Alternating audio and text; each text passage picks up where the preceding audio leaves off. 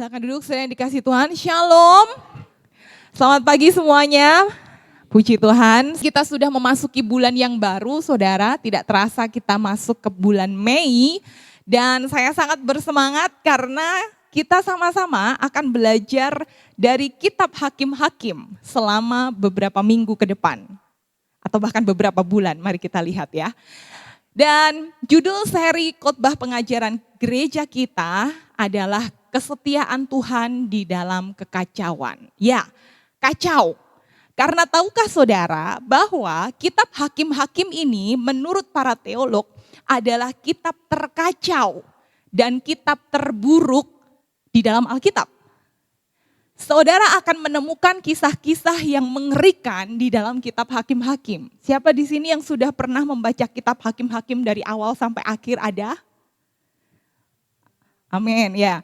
Dan saudara kalau baca kitab Hakim-Hakim, saudara akan menemukan adanya kekerasan, pemerkosaan massal, pengorbanan anak, mutilasi mayat, dan banyak hal yang mengerikan di kitab Hakim-Hakim. Yang mana jika kita melihat dunia kita sekarang, bukankah dunia kita juga semakin kacau? Dunia kita juga semakin mengerikan, bahkan kalau saudara buka berita, saudara nonton berita kriminal, saudara udah gak kaget lagi kan? Saudara udah kayak, ternyata ada pembunuhan, ternyata ada pemerkosaan. Beda dengan 10 atau 20 tahun yang lalu. Berita kriminal itu cuman biasanya ada di jam 11 siang di Indosiar, itu apa itu? Berita apa gitu, berita kriminal. Tapi sekarang hampir setiap hari, hampir setiap menit kita bisa melihatnya dan kayak, ya sudah biasa aja. Dan lebih dalam lagi, kitab Hakim-Hakim ini memiliki satu tema, di mana tema kitab Hakim-Hakim ini adalah bangsa Israel yang terus berkompromi dengan dosa, sehingga bangsa Israel itu semakin menjadi sama seperti bangsa Kanaan. Bayangkan bangsa pilihan Tuhan menjadi bangsa yang semakin sama dengan dunia. Padahal firman Tuhan berkata kita ini seharusnya semakin serupa dengan Kristus, dengan Tuhan. Tetapi kita akan melihat di kitab Hakim-Hakim, bangsa pilihan Tuhan justru semakin sama dengan dunia. Dan bukankah saat ini kita juga berada di dunia yang demikian? Kita hidup di dunia yang sangat berpengaruh sekali. Dari lagu-lagunya, dari film-filmnya, dari media sosial. Jika kita tidak waspada, maka kita yang mengatakan kita percaya Yesus, kita akan mudah berkompromi, kita akan mudah tergoda dan mengikuti sistem dunia ini. Kita bisa saja mengakui bahwa diri kita adalah orang Kristen, tapi pola pikir kita, cara hidup kita, nilai-nilai yang kita jalani sebenarnya nggak ada bedanya sama orang dunia. Halo. Maka dari itu sebuah kutipan pernah berkata, orang yang gagal belajar sejarah akan mengulang sejarah yang sama. Saya ulang, orang yang gagal belajar sejarah, belajar dari sejarah, akan mengulangi sejarah yang sama.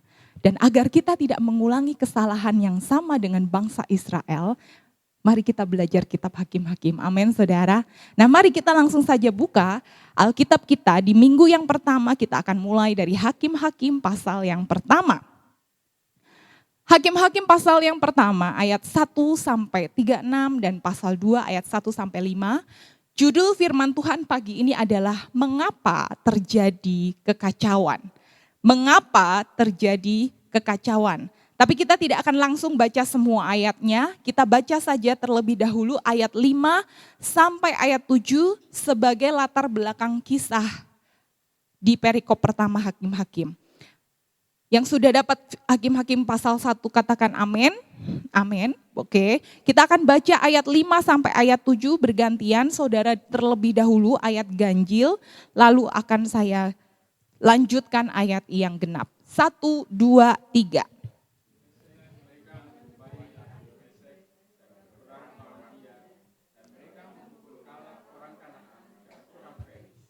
Tetapi Adoni-Bezek melarikan diri lalu mereka mengejarnya, menangkapnya dan memotong ibu jari dari tangannya dan dari kakinya.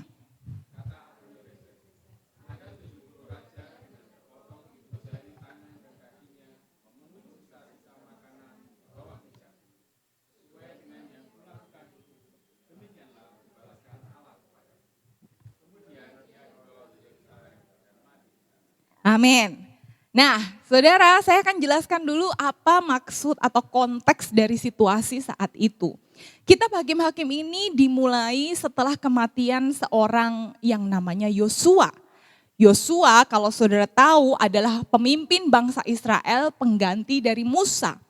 Dan Yosua inilah yang memimpin bangsa Israel ke tanah perjanjian. Jadi dia adalah pemimpin yang hebat, dia adalah seorang pemimpin militer, dan sepanjang hidup Yosua dikatakan bahwa orang-orang Israel melayani Tuhan dengan sungguh-sungguh. Nah, mereka sudah sampai nih di tanah perjanjian, tapi habis itu Yosua meninggal. Dan masih banyak wilayah-wilayah yang belum ditaklukkan. Jadi meskipun mereka sudah masuk ke tanah perjanjian, bangsa bangsa Kanaan itu masih tinggal di daerah itu. Dan Tuhan memerintahkan agar bangsa Israel mengusir dan bahkan membinasakan bangsa Kanaan. Oke, mari kita berhenti sampai di sini. Salah satu pertanyaan yang sering sekali ditujukan kepada orang Kristen adalah, kenapa Tuhanmu kejam sekali di perjanjian lama? Kenapa Allah perjanjian lama itu terkesan sangat kejam? Ini loh, Tuhan menyuruh mengusir orang Kanaan, bahkan membinasakan dan membunuh. Wah, bagaimana mungkin Tuhan mengizinkan genosida? Ini sangat kejam. Tapi apakah saudara tadi membaca apa yang dikatakan Raja Kanaan, Adoni-Bezek? Di ayat 7, kata Adoni-Bezek dia bilang begini, ada 70 raja dengan terpotong ibu jari tangan dan kakinya memungut sisa-sisa makanan di bawah mejaku. Sesuai dengan yang kulakukan itu, demikianlah dibalaskan Allah kepadaku. Artinya apa saudara? Ternyata Adoni-Bezek ini orang yang kejam. Ternyata orang Kanaan ini bukanlah orang yang inosen atau orang yang tidak bersalah. Waktu Tuhan menyuruh bangsa Israel membunuh atau membinasakan tanah atau orang Kanaan, bukan berarti bahwa Tuhan itu kejam dan membunuh orang yang tidak bersalah, bukan.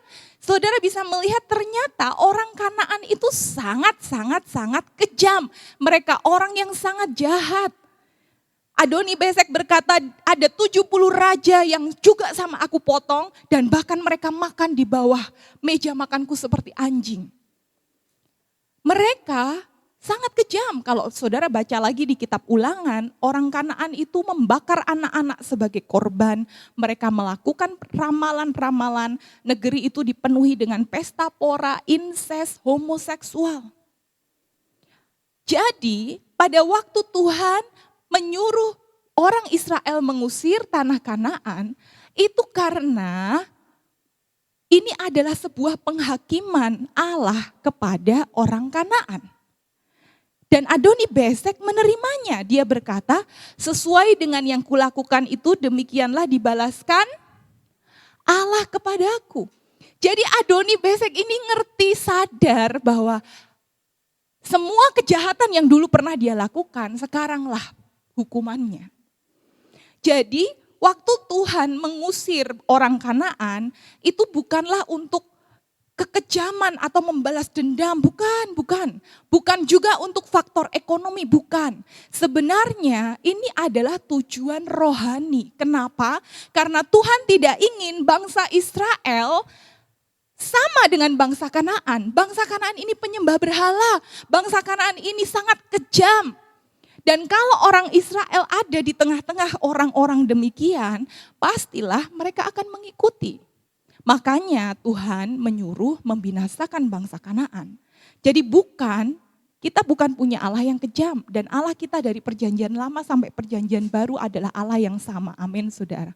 Jadi orang Kanaan itu diusir bukan karena Allah kejam. Memang karena ini adalah waktu penghakiman bagi mereka.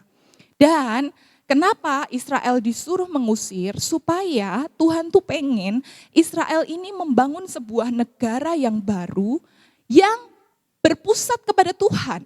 Yang rajanya adalah Tuhan. Yang melayani Tuhan Sehingga bangsa-bangsa di sekitarnya itu bisa mengenal Tuhan nantinya melalui bangsa Israel. Dan sebenarnya jika kita masuk ke dalam kehidupan kita sekarang, itulah fungsi kita, gereja. Bukankah kita adalah umat pilihan Allah? Amin, saudara.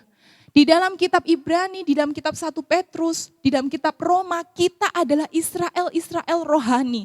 Kita ditempatkan di dunia ini bukan menjadi sama dengan dunia. Tetapi sebenarnya gereja ada supaya kita bisa sama-sama berpusat kepada Tuhan, melayani Tuhan. Sehingga orang-orang yang belum mengenal Tuhan bisa mengenal Tuhan lewat kita. Amin, saudara. Ini fungsinya. Jadi itu adalah konteks dari Hakim-Hakim pasal pertama. Nah, lalu apa yang terjadi? Kenapa sampai terjadi kekacauan? Mari kita baca ayat 1 sampai 4, lalu ayat 18 sampai 19. Kita akan baca bergantian. Saya akan baca ayat pertama, lalu saudara baca ayat berikutnya.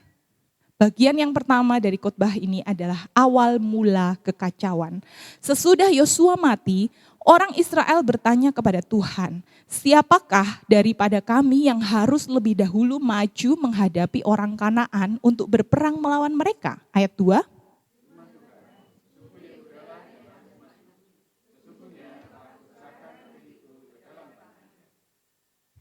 Lalu berkatalah Yehuda kepada Simeon saudaranya itu, majulah bersama-sama dengan aku ke bagian yang telah diundikan kepadaku, dan baiklah kita berperang melawan orang Kanaan.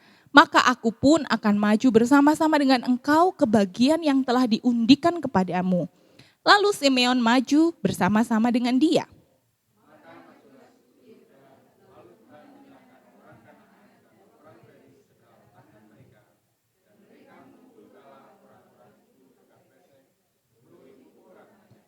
Ayat 18, selanjutnya suku Yehuda merebut Gaza dengan daerahnya, Askelon dengan daerahnya, dan Ekron dengan daerahnya.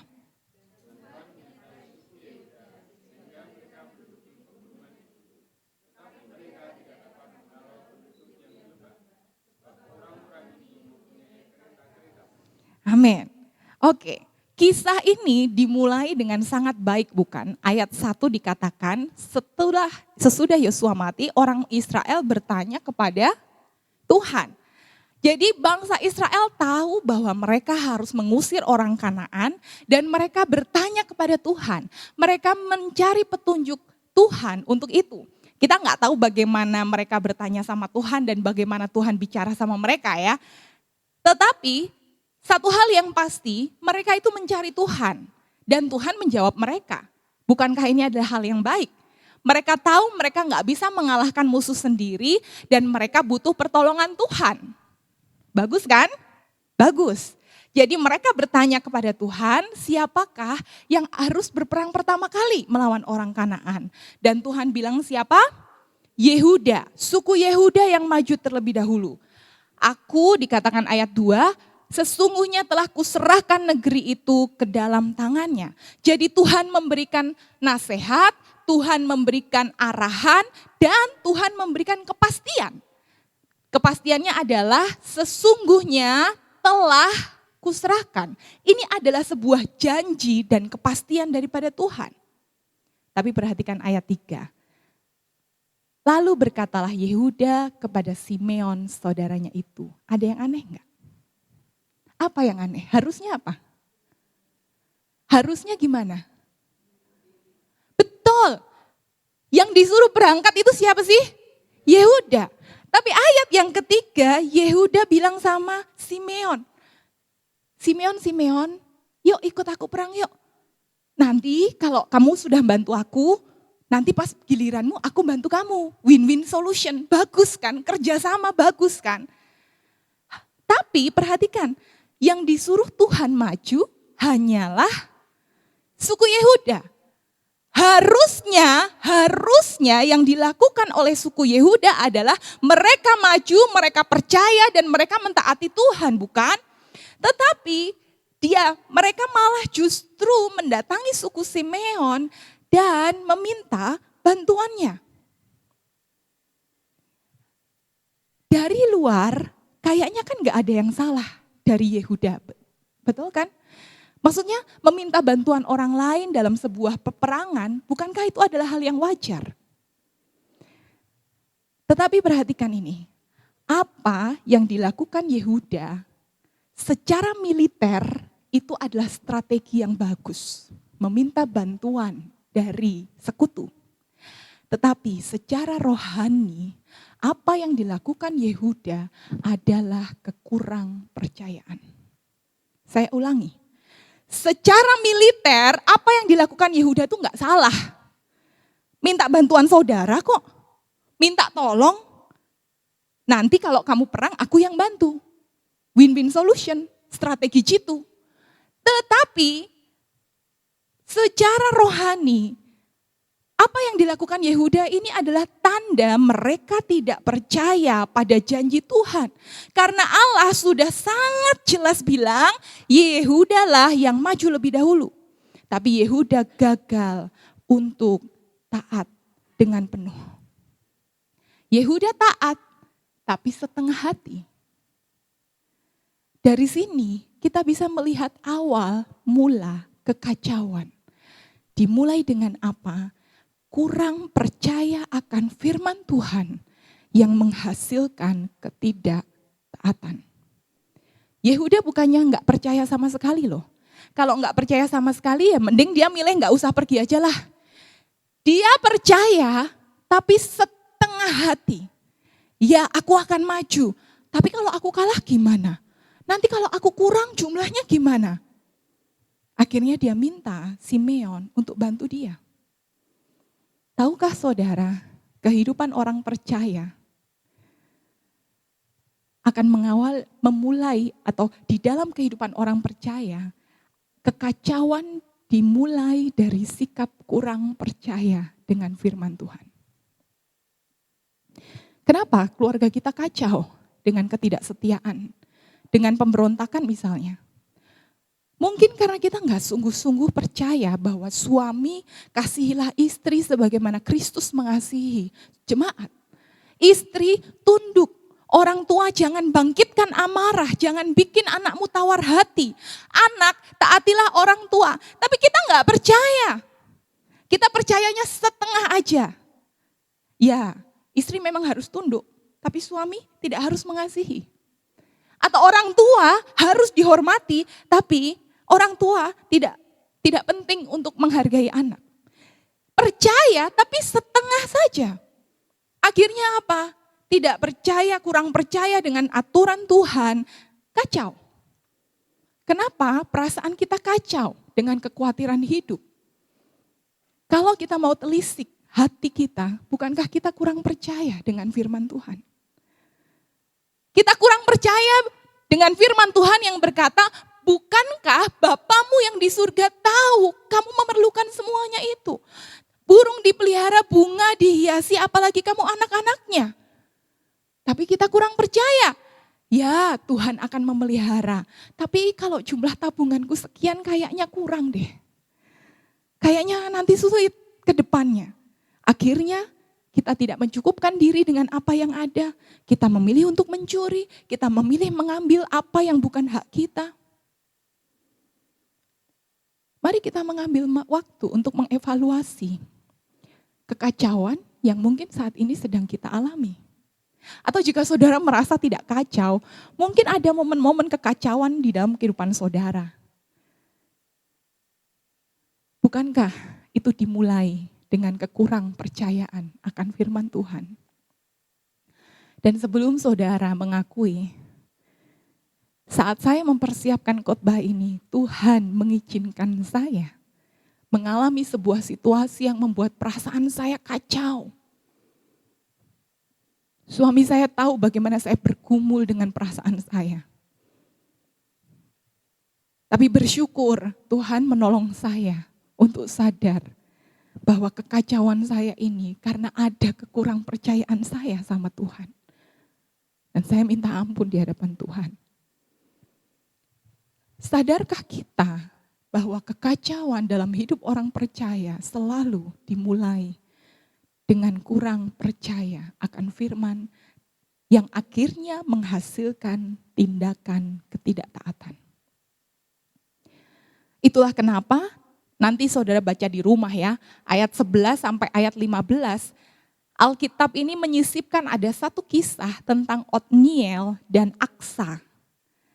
Di situ saudara akan melihat Tuhan menunjukkan betapa indahnya kehidupan keluarga, kehidupan orang yang sungguh percaya dan taat kepada Tuhan. Otniel menanggapi dengan ketaatan akan firman Tuhan, ia merebut sebuah kota, ia menikahi Aksa putrinya Kaleb, lalu Aksa menjalankan perannya sebagai istri untuk mendukung suaminya. Jadi keluarga ini menikmati berkat Tuhan di tanah perjanjian. Dan inilah yang sebenarnya Tuhan inginkan bagi semua bangsa Israel. Tapi sayang, cuman satu keluarga ini aja dibanding dengan ribuan keluarga yang ada di situ. Ya saya berdoa kita termasuk satu keluarga yang Otniel Aksa ini, amin saudara. Jadi Tuhan menunjukkan bahwa kekacauan dalam bangsa Israel di kitab Hakim-Hakim dimulai dari ketidaktaatan karena kurang percaya firman. Cuman indahnya kalau saudara kembali di ayat 4. Di ayat 4 dikatakan, maka majulah suku Yehuda lalu Tuhan menyerahkan orang Kanaan. Sebenarnya waktu saya baca ini, saya ini kadang-kala gemes gitu, kadang-kala bingung gitu. Ini kan Yehuda udah gak nurut, betul gak sih saudara? Tapi di ayat 4 Tuhan masih memberikan kemenangan. Tuhan menyerahkan orang Kanaan kepada suku Yehuda dan orang Feris ke dalam tangan mereka. Ingat tema khotbah kita, kitab Hakim-Hakim adalah kesetiaan Tuhan di dalam kekacauan. Tahukah saudara bahwa kita punya Allah yang setia, amin. Alasan Yehuda menang perang, itu bukan karena dia minta bantuan Simeon, bukan. Bukan karena dia pintar strateginya, bukan. Tapi karena ada janji dan penyertaan dari Tuhan. Artinya apa? Kalau kita sebagai orang percaya punya kehadiran dan janji Tuhan, kita nggak punya alasan untuk takut menghadapi apapun. Amin saudara. Saya ulangi, saat kita punya kehadiran dan janji Tuhan, kita nggak punya alasan untuk takut di dalam menghadapi apapun. Keadaan apapun yang kita hadapi bahkan buruk menurut dunia, tetapi kalau Tuhan hadir bersama kita, itu menjadi berkat buat kita. Amin saudara. Dan inilah yang terjadi. Nah kita kembali ke perikop kita, menarik sekali. Di ayat 19 dikatakan apa? Tuhan menyertai suku Yehuda. Sekali lagi, kemenangan Yehuda itu karena penyertaan Tuhan. Sehingga mereka menduduki pegunungan itu, tetapi mereka tidak dapat menghalau penduduk yang di lembah sebab orang-orang ini punya kereta-kereta besi. Tunggu dulu.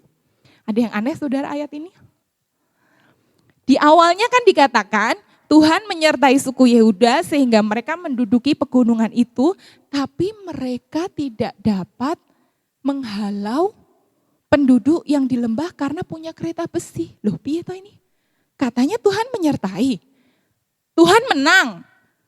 Yehuda bisa menduduki daerah itu. Tapi kenapa di sisi lain mereka nggak bisa mengusir sebagian orang Kanaan karena mereka punya kereta perang besi?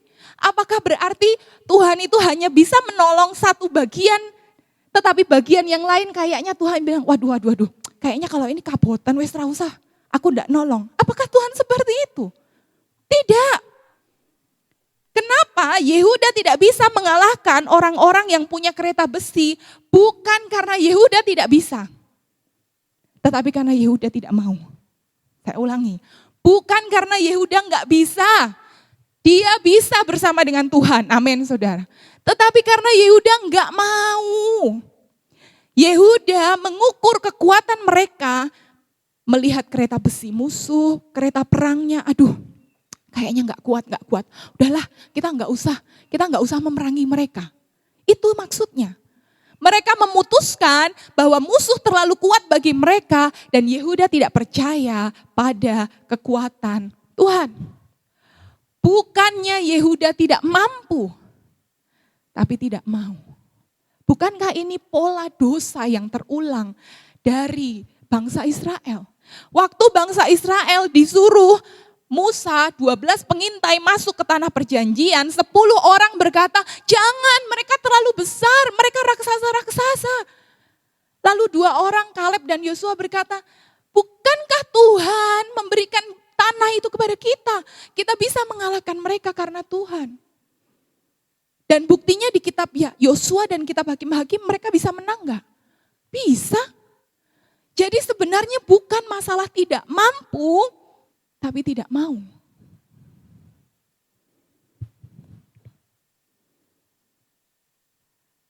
Seorang hamba Tuhan yang bernama Timothy Keller, dia berkata begini, yang menghalangi kita untuk menyembah Tuhan dengan sepenuh hati, untuk taat, menikmati berkat Tuhan, bukan karena kita kurang kuat, bukan karena kita kurang mampu, tapi karena kita kurang percaya kepada kekuatan Tuhan.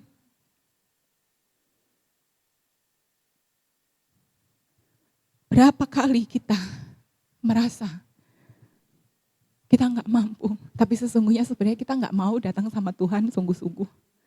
Kita nggak mau bergumul sama Tuhan lebih lagi. Kita merasa seperti Yehuda, ini berat males udahlah nggak bisa aja. Dan itu juga yang tegur dengan kehidupan saya. Kita mulai tidak taat. Kita mulai kompromi dengan hal-hal yang kecil. Karena sebenarnya kita bergantung kepada kekuatan kita sendiri, kita bergantung pada pengertian kita sendiri, kita bergantung kepada diri kita sendiri, dan kita mulai merasa, nggak bisa. Untuk taat, nggak bisa, susah. Dan ini adalah awal mula kekacauan. Bagian kedua kita akan baca. Sedikit demi sedikit, lama-lama jadi bukit kekacauan. Kita akan baca ayat 20 sampai ayat 36. Saya berharap saudara bertahan dengan saya, karena kita akan masuk ke dalam pelajaran geografi saudara. Kita akan baca ayat 20 sampai ayat 36.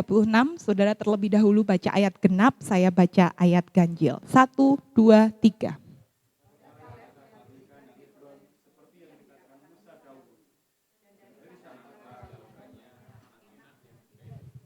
Tetapi orang Yebus, penduduk kota Yerusalem, tidak dihalau oleh Bani Benyamin. Jadi orang Yebus itu masih diam bersama-sama dengan Bani Benyamin di Yerusalem sampai sekarang.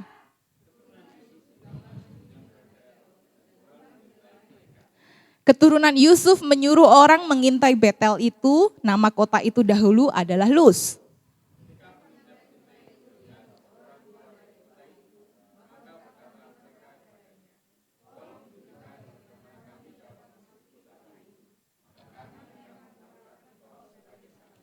Lalu ditunjukkanlah kepada mereka bagaimana mereka dapat memasuki kota itu dan mereka memukul kota itu dengan mata pedang, tetapi orang itu dengan seluruh kaumnya dibiarkan mereka pergi.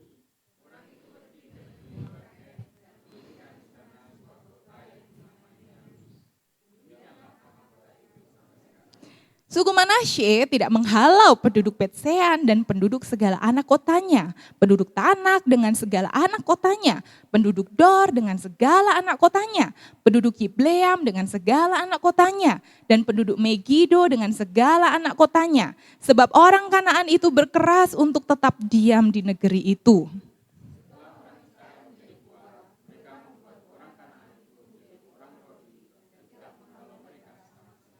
Suku Efraim pun tidak menghalau orang Kanaan yang diam di Geser, sehingga orang Kanaan itu tetap diam di tengah-tengah mereka di Geser.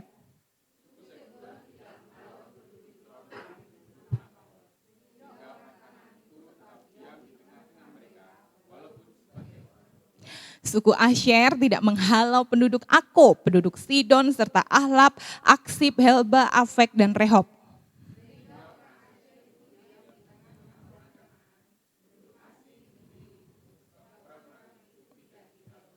Suku Naftali tidak menghalau penduduk Bet-Semes dan penduduk Bet-Anat sehingga mereka diam di tengah-tengah orang Kanaan. Penduduk asli di negeri itu, tetapi penduduk Bet-Semes dan Bet-Anat itu menjadi orang Rodi bagi mereka.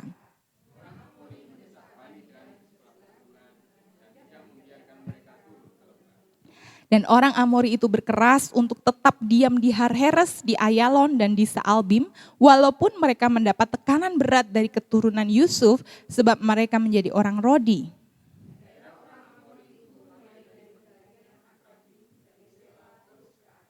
Ya, ada yang sudah ngantuk belum? Baca ayat-ayat seperti ini kayak, aduh ini apa ya? Ini adalah pelajaran geografi saudara. Dan kalau saudara, kalau saya mengingat waktu SMP atau SMA, geografi adalah mata kuliah yang saya tidak suka. Makanya saya dulu masuk IPA ya, geografi saya jelek nilainya. Jadi waktu saya baca ayat-ayat ini aduh ngantuk gitu ya. Kabur gitu, ini maksudnya apa gitu. Tapi ada pelajaran penting yang kita nggak boleh lewatkan dari pelajaran geografi ini. Tahukah saudara bahwa ketidaktaatan kecil yang dilakukan oleh Yehuda tadi mulai merembet dan menyebar seperti api di dalam hutan. Dari pasal 1 ayat 20 tadi diceritakan tentang Yehuda, tentang Kaleb. Kaleb menghabisi semua orang enak sesuai dengan yang diperintahkan Tuhan. Tetapi orang Yebus tidak dihalau oleh Benyamin. Ada lagi, keluarga Yusuf membuat perjanjian dengan pria Kanaan.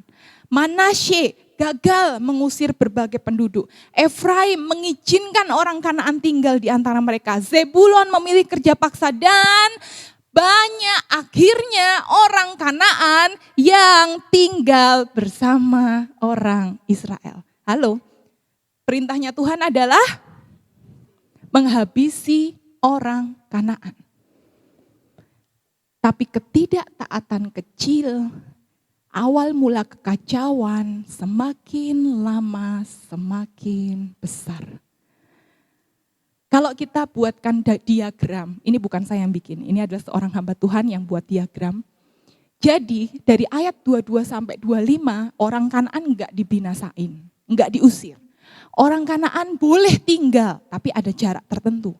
Orang Kanaan boleh tinggal di antara orang Israel berkembang biak. Orang Israel kebalikannya, diizinkan tinggal di antara orang Kanaan dan malah di ayat 34, orang Israel yang harus tinggal di jarak tertentu. Baru-baru ini saya mendengar ada sebuah berita di mana ada sebuah gedung yang dimiliki oleh paroki tertentu. Setiap minggu dibuat misa, lalu gedung ini diizinkan untuk dipakai oleh orang-orang sekitar. Dari yang mungkin 1 tahun cuma sekali, dari yang mungkin 1 tahun jadi 5 kali, 1 tahun jadi 12 kali. Lama-lama apa yang terjadi saudara? Dikuasai dan mereka enggak boleh beribadah lagi. Saudara tahu itulah yang terjadi dengan bangsa Israel di tanah Kanaan. Bangsa Israel disuruh menguasai tanah Kanaan. Tapi karena ketidaktaatan kecil, lambat laun mulai menurun dan bahkan yang menguasai sekarang bukan lagi bangsa Israel, tapi bangsa Kanaan. Tahukah saudara bahwa apa yang dimulai dengan ketidaktaatan kecil, saudara pikir ini hal kecil? Cuman chattingan aja kok sama cewek yang bukan istrinya. Kecil. Tapi hal-hal yang kecil inilah yang justru lama-lama menjadi bukit, bukan? Apa yang dimulai sebagai ketidaktaatan kecil berujung pada kegagalan yang fatal. Banyak orang melakukan perzinahan dan berkata, saya khilaf. Enggak, saudara. Perzinahan itu tidak dimulai dengan 1 malam saja. Perzinahan dimulai dengan dosa kecil, chattingan nakal, mulai nanti meremen. Kecanduan pornografi tidak terjadi dalam waktu 1 malam. Lihat iklan di Facebook. Kecil, lama-lama menjadi bukit. Dan inilah yang terjadi kepada bangsa Israel. Sedikit ketidaktaatan, lama-lama jadi bukit kekacauan. Mungkin ada yang beralasan atau waktu baca ini ada beberapa orang yang memberikan pendapat bahwa ya mungkin ini bukan kesalahan bangsa Israel sih. Memang mungkin bangsa Kanaannya aja yang terlalu kuat. Tapi enggak, kalau baca ayat 28 ini menarik saudara. Dikatakan di ayat 28, setelah orang Israel menjadi kuat, mereka membuat orang Kanaan menjadi orang Rodi. Dan tidak menghalau mereka sama sekali. Maksudnya apa? Berarti orang Israel dengan sengaja mempertahankan bangsa Kanaan itu. Karena mereka pikir, kayaknya kalau diusir ini lebih rugi deh. Mending dijadikan budak. Ternyata alasan orang Israel tidak mengusir orang Kanaan bukan karena Israel terlalu lemah dan bangsa Kanaan terlalu kuat, bukan. Alasan Israel mempertahankan orang Kanaan karena memperbudak orang Kanaan lebih masuk akal secara ekonomi dan membutuhkan lebih sedikit usaha daripada mengusir mereka. Kalau mengusir itu harus perang, harus pergi, capek. Sudahlah, daripada aku capek-capek ngusir bangsa Kanaan, udahlah tak jadiin budak, lebih cuan, lebih untung. Tapi perhatikan ini, jika kenyamanan, ini saya berkata kepada diri saya sendiri. Jika kenyamanan mengalahkan ketaatan kita kepada Tuhan, disitulah kita harus hati-hati. Karena disitulah awal mula kekacauan. Jika kenyamanan diri kita mengalahkan ketaatan kita kepada Tuhan, hati-hati. Karena disitulah mulai turun degradasi iman, degradasi ketaatan. Lama-lama kita menjadi sama dengan orang dunia. Kita mengatakan diri kita Kristen, KTP kita Kristen. Saudara bisa beribadah setiap minggu. Tapi pola pikir kita, cara bicara kita, nilai yang kita hidupi enggak jauh beda dengan orang Kanaan atau orang dunia. Seharusnya kita bisa menolak dosa. Bukankah kematian Kristus di kayu salib yang kita peringati di Jumat Agung mengalahkan dosa dan kuasanya? Kita diberi kemampuan untuk mengalahkan dosa. Kita diberi kemampuan untuk menolak, tidak mau melakukan dosa. Tetapi berapa banyak dari kita memilih untuk menyerah? Kita bukannya tidak mampu, tapi kita tidak mau. Kenapa tidak mau? Ya karena kita merasa kesuksesan duniawi, kekayaan duniawi lebih enak daripada ketaatan akan Tuhan. Kita tergoda karena kita lebih cinta uang daripada cinta Tuhan. Dan kita kompromi. Dan ini menjadi kekacauan bagi bangsa Israel. Saat seorang hamba Tuhan yang bernama Dale Ralph, dia berkata, saat kenyamanan dan keuntungan menggantikan kepercayaan dan ketaatan kepada Tuhan, kita bisa punya kesuksesan di mata dunia. Tapi di mata Tuhan, kita sedang mengalami kegagalan spiritual yang tragis. Bangsa Israel di ayat-ayat ini kelihatan superior, bukan? Bangsa Kanaan menjadi budak mereka. Wah, hebat. Tapi bukan itu yang Tuhan mau. Bukan itu yang Tuhan perintahkan. Yang Tuhan perintahkan mereka harus membinasakan. Tapi mereka berpikir dengan pengertiannya sendiri. Kayaknya kalau dibinasakan eman-eman. Udah capek, jauh-jauh, mengusir. Mending kita gak usah mengeluarkan usaha yang besar, malah dapat untung yang banyak. Inilah yang terjadi kepada bangsa Israel. Kekacauan dan kehancuran selalu dimulai dengan ketidaktaatan kecil. Dan nanti kita akan melihat pasal demi pasal. Semakin menarik bangsa Israel di kitab Hakim-Hakim. Kita sering membodohi diri sendiri dengan berpikir bahwa kita bisa kompromi di sini dan di sana dan kita enggak terpengaruh. Tapi setiap kali kita tidak mentaati Tuhan, setiap kali kita membuat kompromi kecil, sebenarnya ada kekacauan dalam hati kita, ada kekacauan dalam kasih kita kepada Tuhan. Dan lambat laun itu akan menuntun kita pada kebinasaan dan kehancuran. Jangan percaya pada kebohongan kalau kita bisa berdampingan dengan dosa. Tidak. Dosa bukanlah sesuatu yang kita bisa kompromikan. Dosa adalah musuh yang harus kita usir. Saya ingat ada kisah yang sering kali ayah saya ceritakan dulu. Ini adalah kisah 1001 malam dari Abu Nawas. Diceritakan ada Tuan Jambul mengadakan perjalanan melewati padang pasir gitu kan.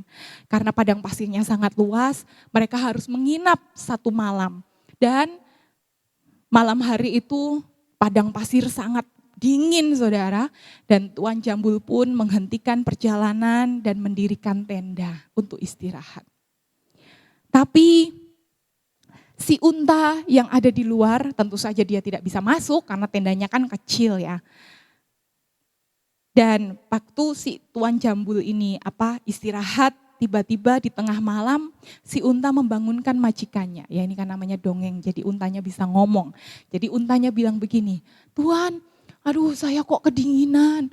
Saya titip ujung kaki saya ya ke dalam tenda," gitu.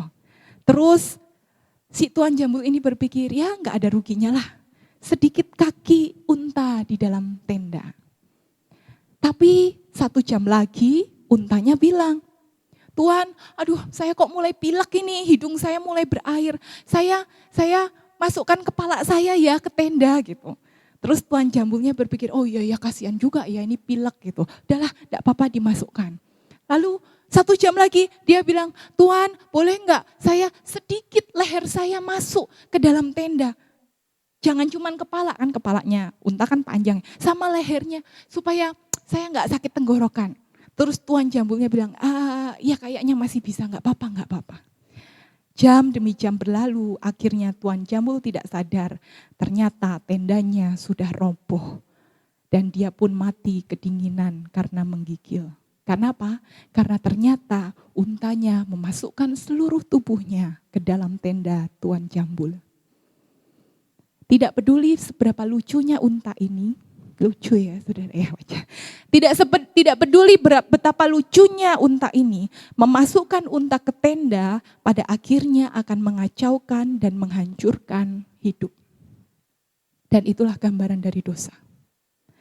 Dosa bukanlah hewan peliharaan yang kita bisa izinkan masuk. Dosa adalah musuh yang harus kita usir sebelum ia menghancurkan kita. Karena pasti dia akan menghancurkan. Saya nggak tahu kapan, tapi pasti. Dan Tuhan tidak akan pernah menempatkan kita ke dalam posisi tidak mampu. Tuhan sudah menang di kayu salib dan kita sudah mendapatkan kuasa kematian dan kuasa kebangkitan Kristus. Amin. Jadi kita juga bisa mengatakan tidak kepada dosa. Kita bisa menolak dosa. Memang gak nyaman, saya tahu. Saya mengalami tidak nyaman, saudara. Tapi bukankah itu harga yang harus kita lakukan untuk taat? Dan bukankah itu yang Tuhan lakukan di kayu salib? Kalau dia memilih untuk nyaman, dia milih untuk gak disalibkan. Orang dia bilang, "Tuhan, Bapa, kalau boleh cawan ini lalu daripadaku." Tapi dia tidak memilih kenyamanan, dia berkata, "Kehendak-Mu lah yang terjadi, bukan kehendakku." Di dalam kehidupan orang Kristen, kita bukan gak bisa menolak dosa. Kita bisa, kita mampu di dalam Kristus. Tapi sebenarnya karena kita gak mau. Para murid, apakah kita melakukan yang terbaik dengan tugas-tugas kita? Atau kita memilih untuk lebih nyaman dengan mencontek dan melihat tugas-tugas orang lain, mencuri karya orang lain. Para pebisnis, apakah kita menjalankan bisnis kita dengan integritas atau sedikit ketidaktaatan? Bagi kita yang mungkin mengalami luka hati, apakah kita memilih untuk memberikan pengampunan kepada mereka yang menyakiti kita? Atau kita berpikir bahwa ngapain diampuni, dia layak untuk dibenci. Kita sedang memasukkan unta ke dalam tenda kita. Karena sedikit demi sedikit lama-lama jadi bukit kekacauan. Kekacauan selalu dimulai dengan kompromi kecil, ketidaktaatan kecil. Area yang kecil akhirnya bisa menjadi area yang besar. Sebagai bagian yang terakhir, apa ending di bagian yang pertama? Mari kita baca bergantian ayat 1 sampai ayat 5 dari pasal 2. Perhatikan, kita akan baca bergantian, saudara membaca ayat ganjil, saya baca ayat genap. 1, 2, 3. Oke, Hakim-Hakim pasal 2 ayat 1 sampai 5 sebagai bagian terakhir. 1, 2, 3.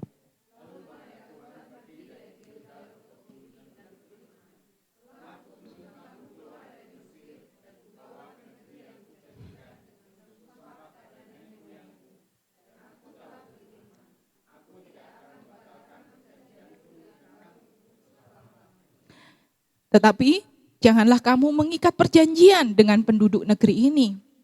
Mezbah mereka haruslah kamu robohkan. Tetapi kamu tidak mendengarkan firman-Ku. Mengapa kamu berbuat demikian?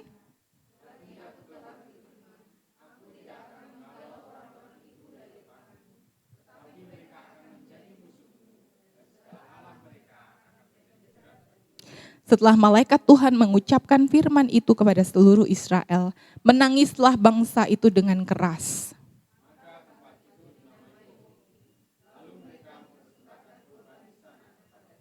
Ya, Tuhan memberikan keputusannya. Di ayat yang ketiga dia berkata, aku tidak akan menghalau orang-orang itu dari depanmu. Mereka akan menjadi musuhmu dan segala Allah mereka akan menjadi jerat bagimu. Kompromi terhadap dosa berarti penolakan terhadap Tuhan. Saya ulang, kompromi terhadap dosa artinya kita sedang menolak Tuhan dalam hidup kita. Dan apa efek daripada dosa? Selalu ada konsekuensi. Dan ini adalah keputusan Tuhan atas Israel. Tuhan berkata, Israel, kamu enggak taat. Titik. Bukan berarti kamu enggak bisa. Kamu bisa, Tuhan memampukan. Tapi kamu enggak mau, kamu enggak taat. Dan hasilnya, Tuhan menyerahkan mereka kepada musuh-musuh mereka. Dan hal ini juga Tuhan tuliskan di dalam kitab Roma. Orang-orang yang lebih mempercayai kebohongan-kebohongan daripada firman Tuhan. Mereka diserahkan kepada pikiran-pikiran yang menyesatkan. Kenapa? Karena kompromi terhadap dosa berarti kita menolak Tuhan. Sehingga apa? Perlu ada pertobatan. Memang di ayat 4 dikatakan setelah malaikat Tuhan mengucapkan firman itu kepada seluruh Israel, menangislah bangsa itu dengan keras. Mereka menangis. Tapi tidak diteruskan bahwa mereka berbalik. Tidak diteruskan bahwa mereka taat kepada Tuhan. Mereka cuman nangis doang. Mereka berseru kepada Tuhan, mereka cuman menyesali, tetapi cuman itu aja. Mereka tidak berbalik dari perbuatan mereka tidak berserah kepada Tuhan, mereka tidak bertobat, dan inilah yang sering terjadi di gereja setiap hari Minggu. Bagus kalau kita bisa menangis mendengar firman Tuhan. Kadang-kala sebagai pendeta saya bangga juga gitu. Wah, tersentuh nih dengan firman Tuhan. Tapi Tuhan gak tersentuh dengan air mata, saudara. Dia menginginkan pertobatan kita, amin saudara. Dia tidak menginginkan pengalaman emosional, Tuhan menginginkan perubahan hati kita. Tuhan berkata dia menginginkan hati yang hancur. Hati yang sadar kepada Tuhan bahwa saya berdosa, Tuhan tolong saya, mampukan saya. Hati yang sadar bahwa kita sedang mengkhianati Tuhan. Karena air mata tanpa pertobatan gak ada artinya. Dan saudara akan bisa melihat setelah ini kita akan bahas betapa kekacauan demi kekacauan akan mengisi kitab Hakim-Hakim. Di mana umat Tuhan hidup tidak setia kepada Tuhan. Di tengah budaya penyembahan berhala. Dan kitab Hakim-Hakim adalah kitab yang terkacau dan tergelap pada saat itu. Lalu kalau begitu apakah tidak ada harapan? Apakah kalau begitu tidak ada jalan keluar? Perhatikan ayat 1 dan ayat 3 saya ulang sekali lagi. Malaikat Tuhan berkata, telah kutuntun kamu keluar dari Mesir dan kubawa ke negeri yang kujanjikan dengan bersumpah kepada nenek moyangmu. Dan aku telah berfirman, aku tidak akan membatalkan perjanjianku dengan kamu untuk selama-lamanya. Ayat 3, lagi aku telah berfirman, aku tidak akan menghalau orang-orang itu dari depanmu. Di sini, cara lain untuk mengatakannya itu begini, cara lain untuk menjelaskannya itu begini. Tuhan mau berkata sama bangsa Israel bahwa Tuhan itu kudus. Dia tidak bisa mentoleransi kejahatan sedikit pun. Dia tidak bisa memberkati kejahatan. Tuhan itu kudus. Tetapi di sisi lain Tuhan juga sedang berkata bahwa aku Tuhan yang setia. Aku tidak akan membatalkan perjanjianku dengan kamu untuk selama-lamanya. Inilah yang akan kita lihat di kitab Hakim-Hakim. Kesetiaan Tuhan di dalam kekacauan. Tapi kalau begitu terus maksudnya gimana? Apakah Tuhan akhirnya menyerah kepada umat Tuhan dan akhirnya menghukum saja? Udahlah, gak peduli janji-janji yang dulu. Atau Tuhan menyerah dan akhirnya mengingkari kekudusan Tuhan? Ya udahlah, kamu gak apa-apalah, orang Israel bolehlah. Jawabannya bukan dua-duanya, saudara. Kenapa? Karena Tuhan itu kudus dan Tuhan itu kasih.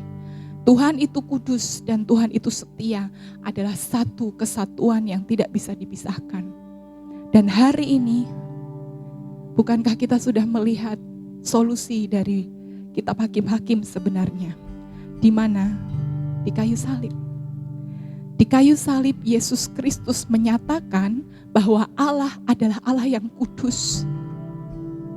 Dosa harus dibayar dengan hukuman yang sangat mahal. Salib menyatakan beratnya dosa. Salib menyatakan bahwa Allah adalah Allah yang kudus, Allah yang adil.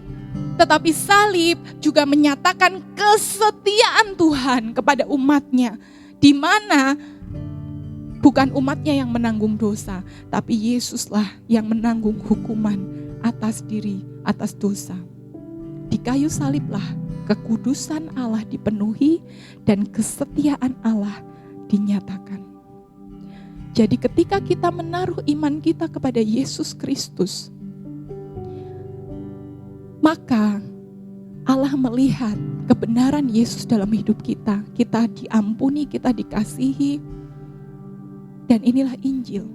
Tanpa Injil, kita akan terjebak pada dua sisi. Pertama, kalau kita nggak ngerti Injil, kita akan selalu kompromi dengan dosa. Karena kita berpikir, Tuhan itu kan kasih. Nanti kan Tuhan bisa ampuni.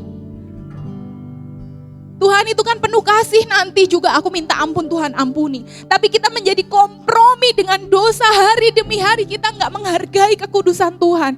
Tapi di sisi lain kan tanpa Injil kita juga bisa hidup dengan perasaan bersalah. Aduh, hidup kok abot, jadi wong Kristen kayak abot. Kudu jujur, kudu mengampuni, kudu mengasihi. Berat sekali hidup ini. Kalau saudara gagal, saudara merasa bersalah, saudara gak berani datang ke gereja, saudara gak berani berdoa, karena saudara tahu bahwa Tuhan adalah Tuhan yang sangat kudus. Tetapi inilah kabar baik Injil. Yesus Kristus menggenapi kekudusan dan kasih Allah. Disaliblah tempat kita bisa menjalani kehidupan yang diampuni dan terus belajar taat. Mungkin kita masih bisa kesandung, mungkin kita masih bisa tidak taat, tapi kita kembali lari kepada salib Kristus dan kita kembali mohon anugerah pertolongannya untuk kita bisa bertobat dan taat di dalam Tuhan. Amin, saudara. Oleh karena itu, saudara, apa yang membuat kita punya keyakinan Allah tidak akan pernah mengingkari janjinya? Karena Yesus sudah membayar lunas dosa kita. Tetapi apa yang membuat kita tidak mau kompromi lagi sama dosa? Karena Yesus sudah membayar lunas dosa kita. Dia sudah begitu mengampuni saudara dan saya. Apakah kita mau menganggap remeh anugerah Tuhan? Apakah kita mau menganggap hina apa yang Dia sudah lakukan di kayu salib? Bagaimana dengan hidup kita selama ini? Sudahkah dan apakah kita mempercayai janji Tuhan dengan segenap hati? Atau kita lebih memilih mempercayai perhitungan kita sendiri tanpa bersandar dengan Tuhan? Kita lebih memilih untuk mengandalkan kekuatan sendiri tanpa kita datang kepada Tuhan. Apakah kita sering berkompromi dengan dosa? Dan menganggap remeh, alah ini kan cuma hal yang kecil. Kita memilih kenyamanan dibanding ketaatan kepada Tuhan.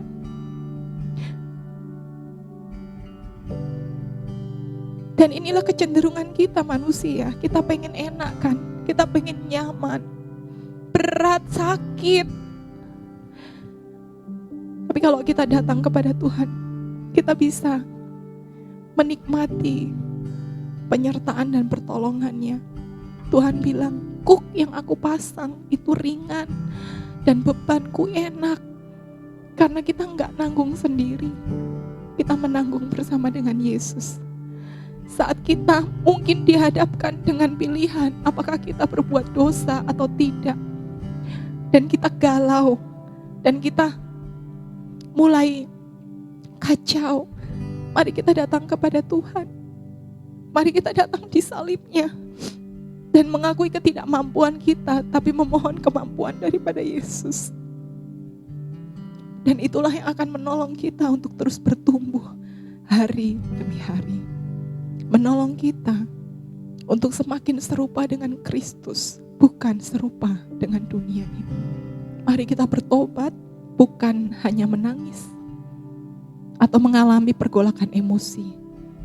Tapi mari kita datang kepada Tuhan, memohon kemampuan Tuhan, kekuatan Tuhan untuk kita bisa taat dan belajar mempercayai firman-Nya. Karena Dia Allah yang setia, Allah yang tidak akan mengingkari janjinya.